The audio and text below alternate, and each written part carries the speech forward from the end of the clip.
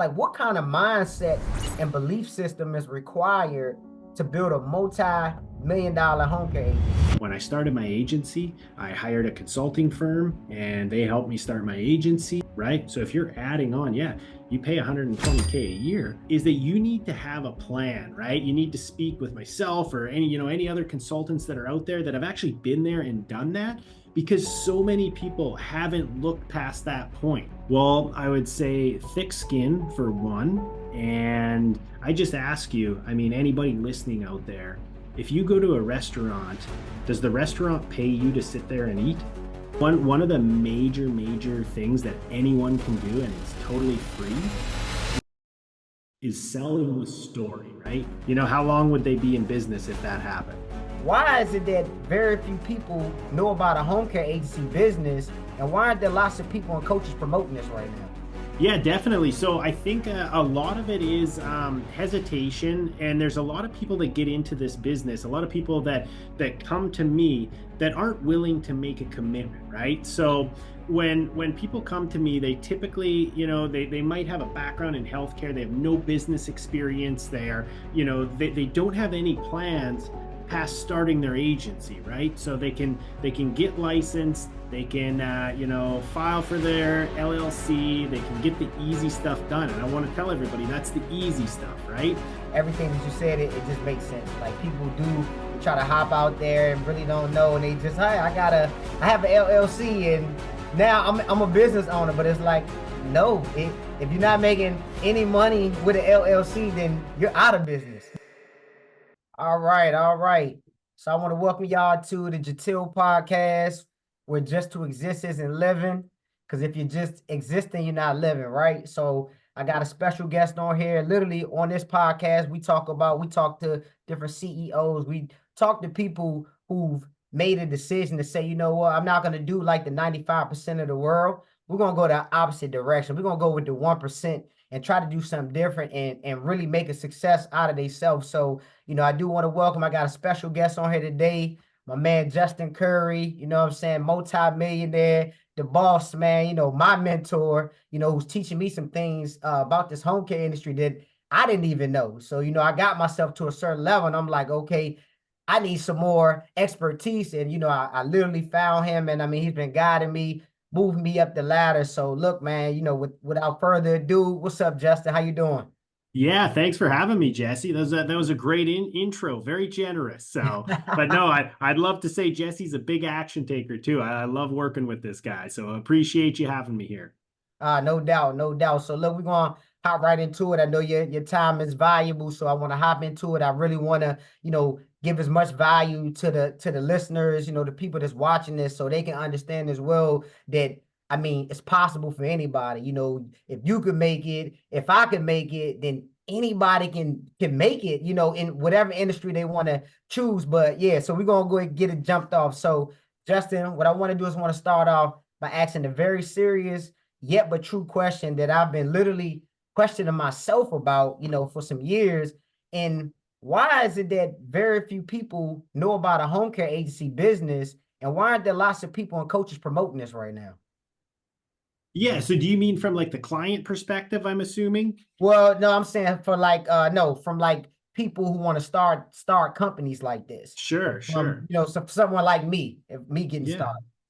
Yeah, definitely. So I think a lot of it is hesitation, and there's a lot of people that get into this business. A lot of people that come to me that aren't willing to make a commitment, right? So when people come to me, they typically, they might have a background in healthcare. They have no business experience there. They don't have any plans past starting their agency, right? So they can get licensed, they can file for their LLC, they can get the easy stuff done. And I want to tell everybody that's the easy stuff, right? Right. So the main thing is that you need to have a plan, right? You need to speak with myself or any other consultants that are out there that have actually been there and done that, because so many people haven't looked past that point, right? So everybody has this grand idea of, starting their own business and, wanting to create wealth for their family, but they haven't thought past, designing their logo, or getting their website up, right? So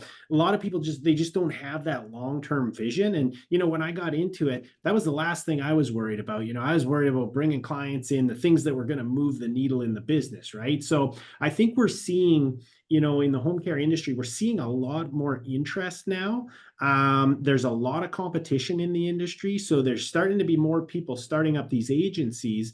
But what I also want to mention to people is that the majority of these agencies, they're either not operational or they operate at, 3 clients or less. It's more of a job than it is a home care agency. And I personally have, I think 3 or 4 of my caregivers now, they have their home care license in the state of PA. They had this idea that they were going to start up, but they didn't have any vision past that, right? So they came and they're great caregivers and we're happy to have them here, but they just didn't have that vision. They didn't see the big picture, right? So when people talk about competition in the home care industry, it's actually a lot more sparse than you think it is. So that's one thing, I guess. It is starting to gain traction, but there's a lot of people that just don't have the experience to move their company up the ladder.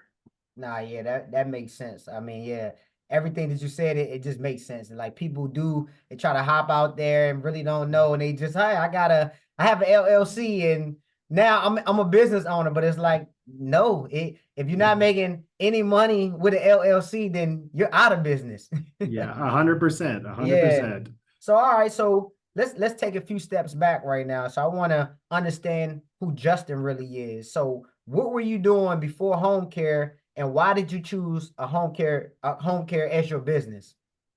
Yeah, so my story is kind of interesting. So I owned a business up north, up in Canada. I lived up in Canada. That's where I'm from originally. So I owned an inspection business, and that was in the oil and gas industry, and that's where I was really mentored. I didn't have any, I didn't have any past education. I didn't have, any college education. I graduated high school. I went straight to work. I was pulling pipe wrenches outside in the cold, and Wow. so the education wasn't there. So with me, I got into this business with my partner, and we were in Calgary, Alberta, and he was quite a bit older than me. Hopefully he's not listening to this, but he was definitely a little bit older than me, but he had a ton of business experience. So I kind of got like a personal MBA side by side working with him, So I was being paid to be trained as a business owner.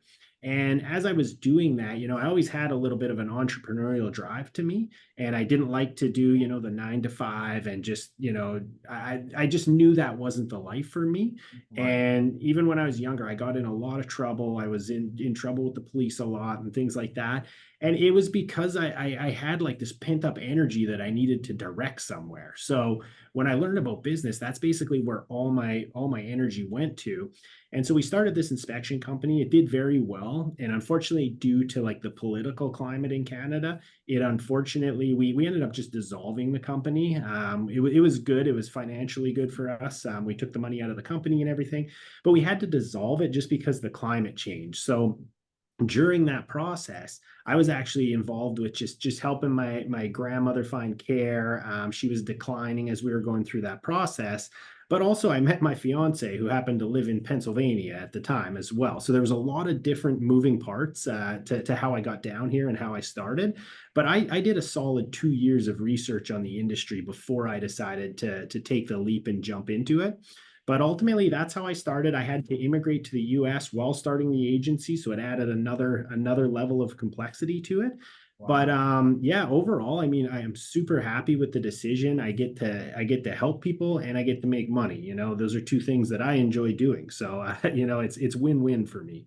Right. Well, yeah, so it's crazy because we have some similar story, that was kind of like where I was getting in trouble too before I even got into this industry, out hustling and trying to figure it out. So I always had the entrepreneurial spirit, but I just had the wrong business. I had Right. the wrong venture. I was going the other way when I should have been going this way, using that energy. So we kind of have some similar backgrounds. So when you were starting your home care, what was it that inspired you to actually get into this business? Because I know you talk about the back end stuff of the business, but for the audience, I want to take you back there. So what inspires? And I heard you say something about, your family. So can you go a little deeper into that? Yeah, sure. So basically, we have a very large family. I believe my mom's side was 9 kids and my dad's side was 6 kids. So very, very large family. So I've been involved, with a lot of my grandparents and watching them decline. And unfortunately, none of them are with us anymore. But I watched that decline. I saw the problems in health in home care specifically.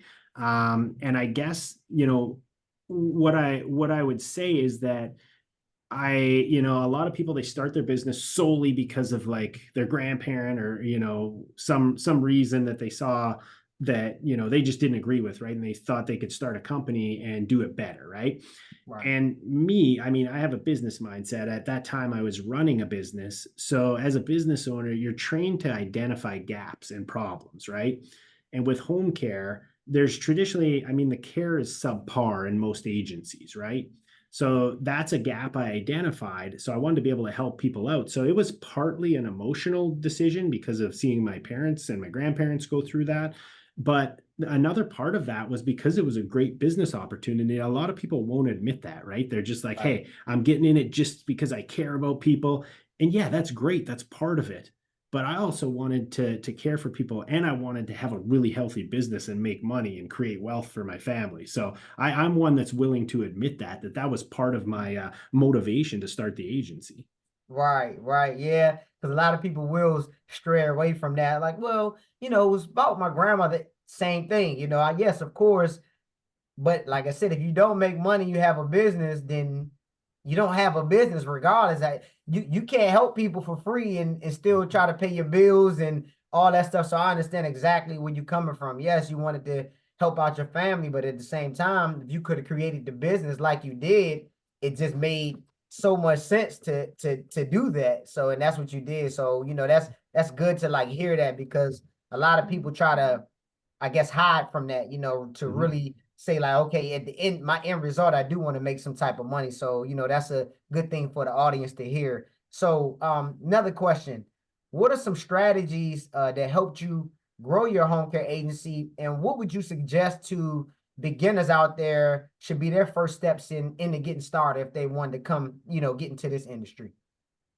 Yeah, well, I think there's a couple different parts to that question. There's a few different strategies, and what I should tell you is the strategies look a little different at different phases of your business, right? When you're just starting out and you're just trying to gain that traction and get leads rolling in, your strategy is going to look a little different than when you own, you're doing 2 million or 3 million in revenue, and you're going after different payer sources and you're trying to get that mixed together. So it does look a lot different in the different phases, but in the first phase when you don't have any traction, you're a brand new owner. The one thing that people don't understand is there's a time that's front loaded, right? And Jesse, you and I have talked about this a little bit, but there's a front loaded time, right? You're not just going to go out there. Everybody's going to know your name and they're going to be sending you referrals and grateful you're there. There's a time, how long does it take to build a relationship? Like, you can easily relate that to dating, right? You're not going to go and just ask for somebody to marry you on the first date, right? I mean, that's not Right. going to happen, right? So you court them, right? And you form that relationship over time. So that's what we're getting at with building relationships in this trust-based industry is just ensuring that you're forming those relationships, you're forming that foundation, and then you can get a little more aggressive in your approach, right? You're going to go after referrals, you're going to, and do the ask, you're going to be doing your presentations. But so it does look different at the different phases. And the one strategy that I really, really like, there's a lot of different strategies out there, Right. but you need to do private pay clients for one thing. Never put all your eggs in one basket. I have a ton of Medicaid agencies that are coming to me right now because they have everything in Medicaid. And CMS is making the 80/20 rule, which is one rule that is going to upend their businesses, right? So I'm sure a lot of listeners know what the 80/20 rule is. But it's essentially going to squeeze, already very thin margins. It's Yeah. going to squeeze them into nothing, right? So there's a lot of providers that aren't happy. So, that's one of my strategies is to honestly stay away from the government. And you're not going to hear that from very many people either, but they have to fit into your payer source model, right? You can't have a high level service over here and then Medicaid over here, right? Because you cannot use the same caregivers for the majority of those cases, right? So it has to fit into your strategy, whether you're just starting or down the road. So what I always recommend is look at the payer sources in your industry because they're different in every state. And so look at the payer sources in your area. And what you want to do is if you have a high level VIP strategy, which is what I teach, and we're going to teach you how to go after those high value clients, and you're going to charge more, you're going to pay your caregivers more, and that's a strategy in itself. But what fits into that? What other payer sources can you send your caregivers to? And typically that's like long-term care insurance and also Veterans Administration. They've increased their rates a great deal. Medicaid hasn't kept up, but the VA has. And so we diversify, and you always want to diversify because private pay, for one thing, of course, it's not affected by the government, but it's traditionally a little bit shorter cases, right? So that's the problem with private pay is it's very valuable, but you need to keep the leads rolling in, right? Right. But if you add on, 20, 30, even 40% VA, your rate's going to be similar. You're going to get a little less margin, but in exchange, you're going to get the longevity, right? Because the VA is paying for it. They're not paying for it, right? Right. So that's why you want to make sure that you're diversifying your payer mix, no matter what stage of the game you're at. But also make sure that your payer sources actually match together, right? You want to make sure that you're not doing, both ends of the spectrum. Have a specialty and go after that. Yeah, that definitely makes sense because it's like the margins are very skimp when it comes to Medicaid. It's just like it doesn't make sense because if you have an agency and you pay, well, let's say you got private pay, you pay your caregivers this much. Now, if you get a Medicaid client, you can't pay that caregiver this much now because you're not gonna make any money on this side, which is not gonna really make sense. So I'm glad you broke that down, like so people can really understand what that looks like. Because a lot of people do say, "Oh, I'm gonna go after the Medicaid," and but you have to have so many clients to even match up to like private pay. So the philosophy I try Mhm. to use is like less equals more. You know what I mean? Mhm. So you don't have to have 150 clients opposed to let's say 75. You can make way Yeah. more money doing it this way than that way. So I'm glad you broke that 100%. down. Yeah, and there's So one other thing I wanted to mention on that, Jesse, is as far as Medicaid, there's a lot of I guess animosity towards providers about like, hey, all you care about is money. You're not going and caring for these low income people. And while there is a truth to that, I just ask you, I mean, anybody listening out there, if you go to a restaurant, does the restaurant pay you to sit there and eat? How long would they be in business if that happened? nope, they don't. Right? So why is that okay in home care? Like what businesses do you expect to be healthy and grow and be able to serve a lot of people if they're paying the clients that are coming in? It really it makes no sense. So I just urge people to think about it in that aspect. Nah, I appreciate that. All right, well, I appreciate that. So now let's move on to this. So, what do you think is the best way to hire and maintain good quality caregivers for your agency? Yeah, that's definitely a loaded question. There's a lot of different ways you can do that. Right. But I would say one of the biggest game changers, like I mean, there's a lot of different things we can go over, but I would say one of the biggest game changers is touch points. And this is so easy to do, but it's so overlooked. So when you hire a caregiver and you put them to work, typically that's almost the last you hear of them for a lot of agencies, right? So, maybe the only time you might have to get in touch with them is if they're late or you have to reprimand them for something. And those are not positive conversations, right? So the only Right. time they're hearing from you is negative, right? So what you want to do is you basically want to structure a follow-up sequence with your caregivers. So when you hire them, you should have a communication channel, that first week, first month, second month, third month. You want to make sure that you have a structured touch point system that is going to basically keep you in front of your caregivers. And what we like to do is mix in face to face. There's tons of digital and virtual stuff nowadays, what you want to do is you want to make a hybrid, right? You can't do all of one or all of the other. It has to be a mixture. So what you want to do is you want to create some automated, right? You can put them in an automation system. We use a platform that we built on our own, and you can drop them in there, and it'll send them a follow-up email, a congratulations, thanks for being here for 3 months, that sort of thing. And you can automate all of that, but you need to mix that in. So what you want to do is, right now we do quarterly. You can do monthly if you want, really depending on the size of your crew. But what we do is we do like a quarterly, just a caregiver appreciation event. We actually, it's funny, just in our meeting this morning, we ordered a money booth. So you throw cash in there and it's going to Okay. blow up and they can catch that. So fun things like that, and video it and post it online and make sure that the caregivers and everything can see that. But make sure that the main point of this is just to create a hybrid of like some automation, but also some face to face, and make sure that you have a lot of touch points after the hire. All right, makes sense. Makes sense. I like that. I know they like that money booth. Mhm. 100%. We haven't tried it yet, but I think All they'll right, like it. well, they're gonna love that. Like, Yeah. I think everybody, even the ones that you probably haven't heard from in a while, they're gonna show up like, oh, Yeah, there's money involved. Let's get it. I think So, so. so Justin, let's move to here, man. So I want to definitely hear this. So if you went broke tomorrow and you had to start all over again, because I know you said you had some stuff prior, you did other businesses. If you had to start all over again, what business would you start and why? Hmm.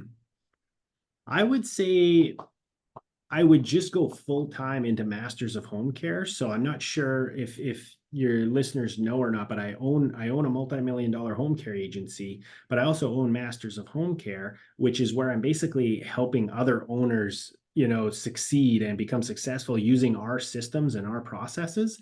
And I really enjoy doing that. That's something, it gives me, location flexibility, which I like. It's lucrative, and also I get to help people in a different way. I love talking business. Jesse, you and I jump on once in a while, Yeah, and I love like troubleshooting problems. I love talking business and different strategies and everything that we can implement. And that's a real passion of mine, and that's why I started Masters of Home Care. So to be honest with you, I probably wouldn't change. I would just go full time into Masters of Home Care, and just try and help other owners become successful, because I'm an average, I used to be an average Joe, right? I mean, I was, like I said, I was in trouble with the law, don't have any yeah. education, like nothing like that, right? And, I just stuck with it and just pushed through. And that's the difference to becoming successful or not. Got you, got you. I like that. Yeah, you push hard. You already, I mean, yeah, and you good at what you do. Like I say, you know how to kind of, you know how to talk to people, you know how to lay it out, you know how to problem solve. So we've jumped online a few times, and I mean, just I guess as a person too, because some people can't teach people, they just don't know how to Mhm. speak to them. They don't know how to talk to them. Even if it's a stressful situation, it's like, well, I don't even want to come to this person because they're not going to talk to me like I want to. So I think that, your personality and, just how you come off, regardless what the situation is like any problem can get solved. That's how you come off Mhm. like, hey, we just figure it out. 100%. I mean, business is full of problems. No matter what business you're starting, it doesn't matter. All home care agency owners, they think like they have the only problems and everything else is easy. It's not. I've been in other businesses. It's just different problems in different businesses. So solutions, and just push through. Got you. Got you. So in healthcare, so there's a big market of it's a lot of healthcare professionals out here, right? So do Mhm. you think home care would be an ideal business for them, or should they just consider like just staying on their jobs, or should they consider because they are in the healthcare field to try to do something in the industry and start a business? What do you think about that? Mhm. Yeah, so it depends on, everybody has a different risk tolerance, right? Some people, they like the idea of owning a business, but do they have the motivation and the risk tolerance to be able to do that, right? Because so many people that come to me, they're trying, I just put out a video on this, but they're trying not to lose instead of trying to win. And that's a great way to fail, right? So people that won't invest anything in the business, and they're trying to, do their daytime job and start up this company, that's not enough commitment, and you're not going to make it happen, right? So if you're comfortable doing what you're doing and you're scared of jumping in with both feet and you just want to kind of, dip your toes in, all you're going to do is waste your time and money, right? But if you're willing to commit and this is your passion and you're like, yes, I'm 100% going to make this work, then I would say absolutely go for it, because there's resources, like myself.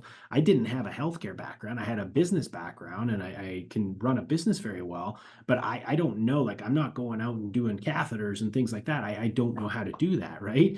So I would say, yeah, I mean, if you're willing to commit, and then also if you're willing to invest, if you just have healthcare experience and you have no idea how to run a business, you can't start a business, right? So Yeah. what you want to do is you want to find somebody that's been there and done that. And that's what we do, is we help other people with the things that they're lacking. Like, and a lot of the times it is business experience, right? You gain, financial insight, strategies, you gain that from running a business, right? So that's basically what I would recommend. Is it's different for everybody, but it does take commitment, and you're not going to start a successful business without taking on some risk. Right. Yeah. Yeah. I hear that, healthcare professional, you got it. It's risk involved. So, you got to either go full in, or stay where you at. 100%. Because you got to be a beast to make this happen. As long as you commit, be consistent. I mean, it can happen for anybody, Mhm. but like you said, it's going to be some risk tolerance that you have to have. So Justin, this is a big question for me as well. So, how do you manage your time running such a big home care agency and doing all the things that you're doing right now? Yeah, so I call it radical prioritization. I actually just did a podcast on this yesterday and spoke about it a little bit. But with that, I mean, your task list is going to be completely endless, right? And as your agency grows, you think that it gets easier, and everybody's going to handle everything, and I'm going to go sit on the beach. That's not the reality, right? You can eventually set it up that way, but your task list is going to be a hundred tasks deep, at all times, right? Right. So radical prioritization is not like prioritizing on a monthly basis, but daily. So each evening, before I'll do it, at different times every day, but it's usually in the evening or at night or whatever. I'll look at exactly what's going on in my agency, and I'll look at the top three things that are going to move the needle in my agency, that are going to push us forward. And then I forget about all the rest for the day. So Mm. so basically, I focus, because it's so hard. If you just start the day looking at your 100 task list, for one, it's demotivating, right? It's going to crush your Right. spirits Yeah. immediately. And for another, is you're going to be bouncing around and jumping all over the place and doing, 5% of this, 10% of this, 10% of this. Get the top ones done. So make sure that you're actually working on the priorities that are going to move your business forward. Mm. So what you're saying is, when you come in, instead of focusing on 100 things, narrow that down to about three that's going to move the needle, which means clients making money and moving forward. Then you can worry about those other tasks. Maybe when you go home, when you're laying in the bed, check your emails last. Mhm.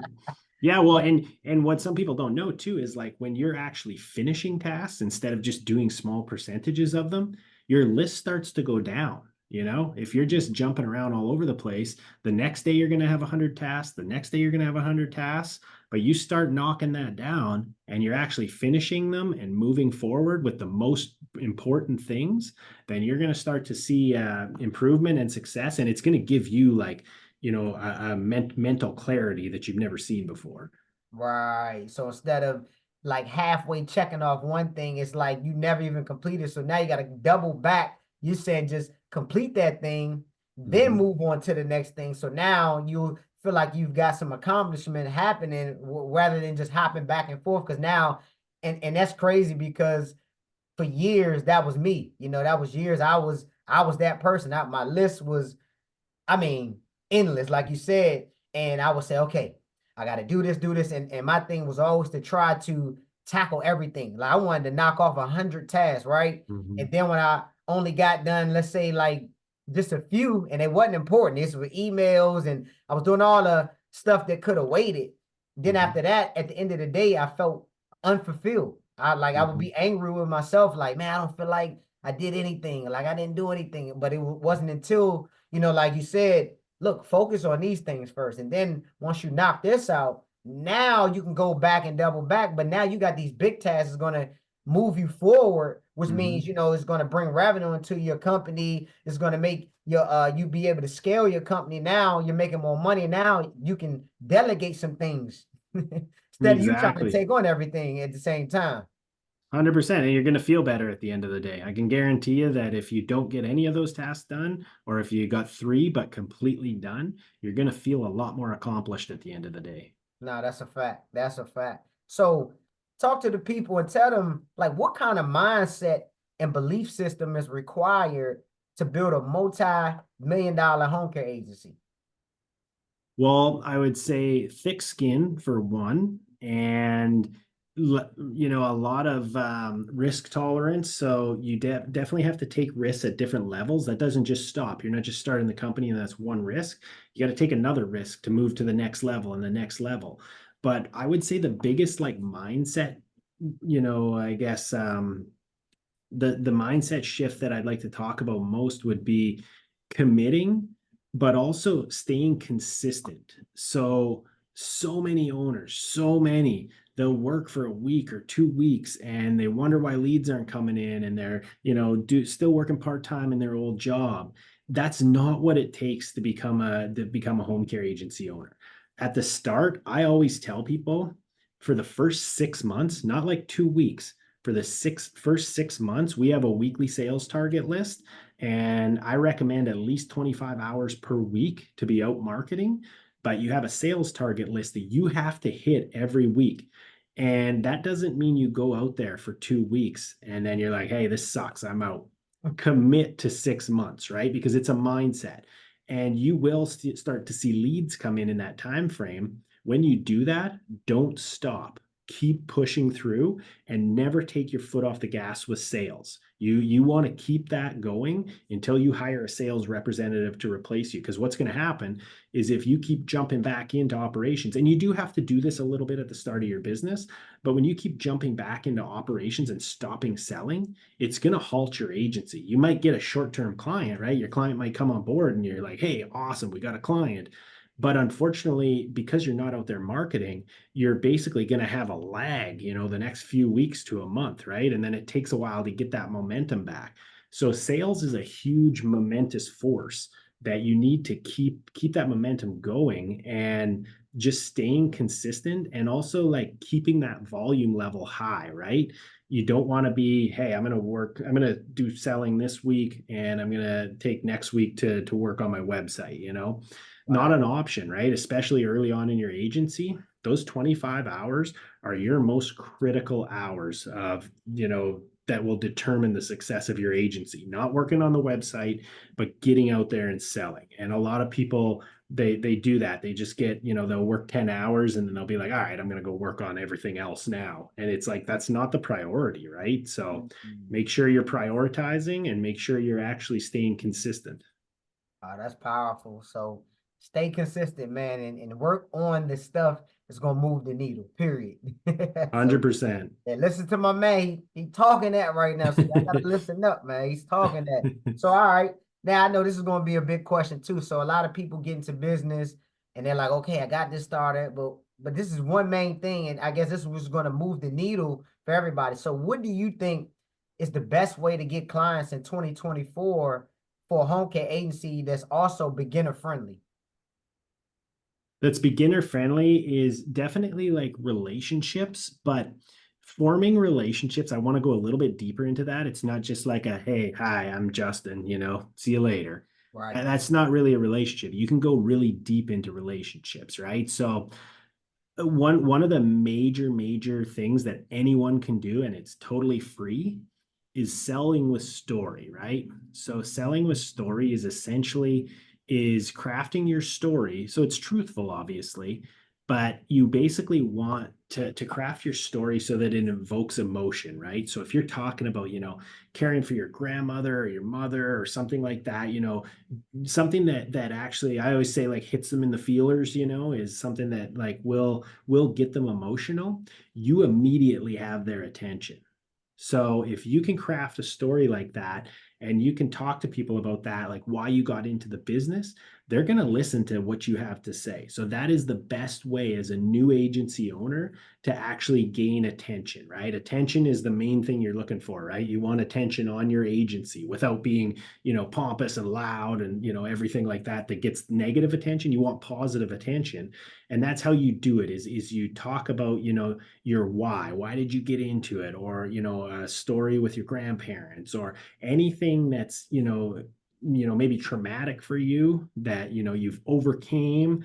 People love those stories, right? Because you look like a hero and they get emotional listening to you, and then all of a sudden they're like your best friend, right? You have their total attention, and that's all it takes is just telling in-depth story about yourself or your story. So that would be something I highly recommend that absolutely anyone can do. Got you. On both spectrums, even dealing with people you're networking with and with people, clients. Like they want to know your background as well. They've asked me many times, like, what made you get into this company? And I've seen that telling my story and letting them know, like, even where, why I even got into this industry, it kind of touches them, because they're like, wow, it's not just a business for him. This is something emotional where, his grandmother, his dad had, two brain aneurysms, and I became the caregiver. So it's like that story, tying that in, it'll just bring you closer to whoever you're dealing with and talking to, because everybody, no matter what family, they've had some type of story with a loved one, or, that's got sick, or, maybe they had to take care of them. So I think that the story is definitely powerful. Now, Mhm. I want to get into this. So it's a lot of people that want to start companies, right? But maybe they are caught up in the job right now, but they want to do something different. And it's a lot of people who want to do this. So how does someone start a home care agency business while they're still working a 9 to 5? Is it possible? It is possible. I don't recommend it, to be honest with you. Because you really need to focus and you really need to commit. You can potentially start one part-time. If full-time, I would say you're not going to be successful. It's going to be really hard to be successful. I would say, and people do that because they have to pay bills, right? You want to save money, you want to do this, but we call that like the extended start, right? So if you quit your job and you jump into it and you have the right resources and the right mentorship and everything like that, you should be able to get started fairly quickly, right? I mean, you should have cash flow, revenue, everything inside of 6 months, right? But the thing is that a lot of people they're not willing to do that, right? They're not willing to like get out of their business. So, or sorry, get out of their job. So what happens is they might spend a little bit less initially, but they drag it out over the span of like 2 3 years. I've talked to people that have been in business for 3 years and they're doing it part-time and they don't have any clients, and that's it's sad to hear. So that's what I talk about when I talk about like commitment, right? Right. Is you have to be committed to it. When you're still working full time, it shows me you're not committed to it, right? And not everybody has the option, right? Has the option to just quit and like still pay their bills. People have children, daycare, things like that, right? So it is understandable to a point, but you have to get yourself in a position. So whether that's like to borrow some money, maybe you get a partner, a strategic partner, whatever that looks like, whatever you have to do to commit 100% and focus 100% on that business is what I would recommend doing. So I would never ever recommend starting, when you're working full time. Part time is still really difficult. It's still going to take you a very long time to start up, but it's possible, right? And then the bad thing is when you're working part time and you get your first couple leads come in and they're like, "Hey, we need help like tomorrow morning, we need this," and then it's like, "Oh shoot, I got to go to work tomorrow morning." So Right. so it makes it really difficult and really stressful, but you can really like expedite and speed up your chances of success, just by actually committing to it. Now that's a fact. So I'll just throw a little story in, like you said, you want to have that time. So what I had to do was I was actually still working a job myself. So I was still actually driving the bus, And what I did was I went out on FMLA. So that Hmm. bought me a month and a half. Yeah. Literally a month. That's all I had was a month and a half to get to it, or I would have had to go back to the job. So that month and a half, when I say I was locked in, I was like, man, I'm not going back. I said, Yeah. whatever, the month and a half, I would not be stepping foot back in this job. And literally, that's how I got out of my job. I went on Yeah. FMLA and I was working my butt off. I'm talking about literally 24 hours. I'll say, I got to Yeah. make this happen. So it's not that, just to tell the people, like, you can make it happen. I made Hmm. it happen in a month and a half, literally, because I had the Hmm. company, but I was still working. But it was like when when I got laser focused and I said, you know what? I'm not coming back to this job. Now I really got committed and I was like, I have to. It was no ifs, Hmm. ands, buts about it. I said, I got to make this happen. So, you can definitely do it, but you literally got to be laser focused. Like you Hmm. said, or you'll drag it out over a span of years and then you'll be saying, oh, it doesn't work. Hmm. Yeah. Well, and the funny thing is, I mean, yeah, you got to commit and you got to that has to be your number one priority for your focus, right? You can't be like, I'm focused on my job and I'm just going to hopefully start this on the side. It's like, no, that has to be your number one focus at all times. Yeah, that's a fact. So, all right, now let's get into this. So, do you think it's important to have a mentor? And if so, why? I mean, I'm biased, but yes, I do. And I don't just say that because I'm a mentor for other home care agency owners. I've always had a mentor. Even before I started my agency, I was in the inspection business. I had a mentor. When I started my agency, I hired a consulting firm, and they helped me start my agency. And then even when I started running my agency, I had a mentor. I've always had a mentor, and that's been like, I guess, critical for the speed of my success and how we were able to get to where we got to so quickly. And, even this year, we landed on the Inc. 5000 list of fastest growing companies. That's not because I'm like some business genius. It's because I'm making the right moves, right? I'm learning ahead of time and making sure that I have that knowledge to keep pushing forward. And, there's nobody out there that has never ran a business before that knows everything, right? So you have to commit to learning, and you can learn as much as you want through courses and everything like that. But so many businesses, they have like customized problems, right? Every different home care agency, they have different problems in different areas, right? So you need somebody that can come in and kind of help address that and help identify that, and then also like find a solution to it, right? It's not a one size fits all. So yeah, I mean, I would 100% always recommend having a mentor, whether that's me, whether that's somebody else, just somebody that's been where you want to be. Right. And I like how you said that because people think that and I say this to people as well. I say, listen, would you rather spend all these years trying to figure it out, right? Why would you want to drag it out and try to figure out these things when somebody's already just doing what you want? Like you said, they already had the success that you want. Why would you want to go out there and do it by yourself when you have somebody that's going to give you the shortcut? They're literally going to Mhm. consolidate everything for you. You just have to invest in them and believe that they'll be able to get you there, but it's going to be the fast track there because now they're Mhm. able to utilize your knowledge. They're able to ask you the questions and you know what I mean? So having a mentor, you should always have one, no matter what level you get to, Mhm. because even the most successful people, guess what? They have a mentor too. It's somebody that's doing it bigger 100%. than them. Yeah, 100%. And that's the exact thing. When I first started my agency, I got a mentor that, they were average, right? They owned, a smaller agency. They knew what they were doing to an extent, but there was no like high level strategy. So the mentor that I work with now, he's grown multiple $100 million companies. So extremely, extremely intelligent.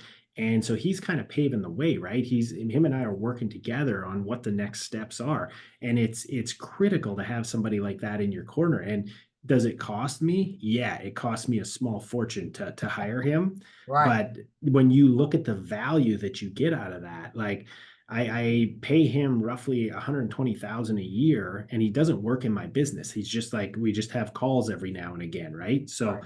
ton of money for that. but what value am I getting out of it? How much has my company grown since I've been speaking to him? Right. So if you're adding on, yeah, you pay 120K a year, but your agency grew, $3 million last year. I'd say that's a pretty good trade-off. Oh yeah, that was chump change at that point. Yeah, yeah, exactly, exactly. So you have to understand the value. It's not about cost. I do the same thing when I hire employees. It's, what value are you getting out of them? It's not how much the cost is or anything like that. It's like, what is the value in ratio to the cost? Right. Now I like that. I like that. So if you're listening right now, you gotta a mentor is very important for you. Like, don't go spin your wheels and try to do it on your own and drag it out for all these years. And now so much time has passed. So when you can consolidate, even Justin has a mentor. I have a man. He's my mentor. So guess what? And as he moves, I'm gonna be right on his wheels. Like, hey, Mhm. all right, what's the next move? And you just gotta understand a mentor is very important in any industry, no matter what Mhm. business you want to do. You find somebody that's doing exactly what you want and you see them achieving these goals and follow them. All right. So all right. Yeah, absolutely. So we're gonna wrap this last question. We're gonna wrap this up, man. I appreciate you coming on here, but what advice can you give to the people out there who want to start a business just in general, but are afraid that they may fail? Mhm. Yeah, so I would say look at what the alternative is, because that was scarier for me. It's like, okay, I might start this business, I might fail, I might lose, 20 grand or whatever, and a year of my time. What's the alternative to that? And that was scarier for me, is like, okay, I'm gonna keep going to this job, 8 a.m. to 4 p.m. I'm gonna be sitting in traffic every day. I'm gonna punch the clock, do what everybody else does, right? And that was not good enough for me. So to me, that was 10 times as scary as, failing as a business owner. So I don't think people look at your life 10 years from now.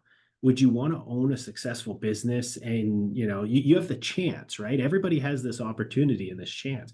Would you want to own a multi-million dollar agency and take the chance to be able to make that happen for you and your family?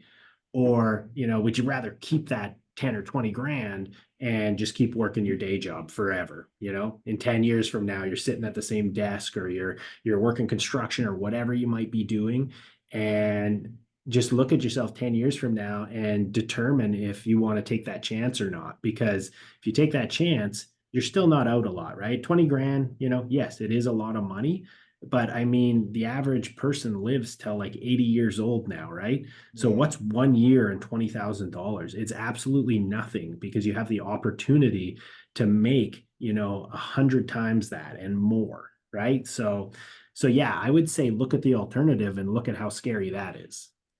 Yeah, and then there's a lot of people who go to college and they spend way over that, what, 50? Hmm. I mean, now the college prices are insane. So it's like Hmm. you're going there and I don't knock it because some people have to go to college. We need them to go so they can do Yeah. their jobs right. But what I'm saying is if you think about the 20 grand you may have to invest opposed to the 60 grand a year going into a field like most people don't even know why they're going to school. So they're going to Hmm. school, and then when they do graduate, they got a piece of paper, but never work into the field they even got into college for. So now you Hmm. owe all this money when you could Yeah. have invested that 20 and started making 6 and 7 figures, opposed to now you're in debt, 300,000, and you working at Fridays. Hmm. Yeah.